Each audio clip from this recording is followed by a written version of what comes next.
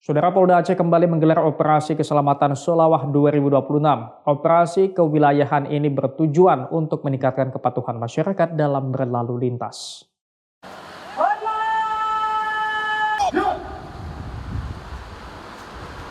Operasi Keselamatan Solawah 2026 sendiri akan berlangsung hingga 15 Februari 2026 mendatang.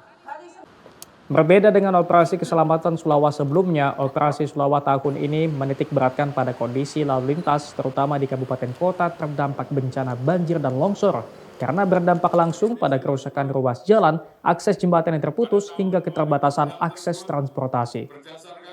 Kondisi lalu lintas di Aceh sendiri mendapat perhatian serius karena masih tingginya angka pelanggaran dan angka kecelakaan lalu lintas.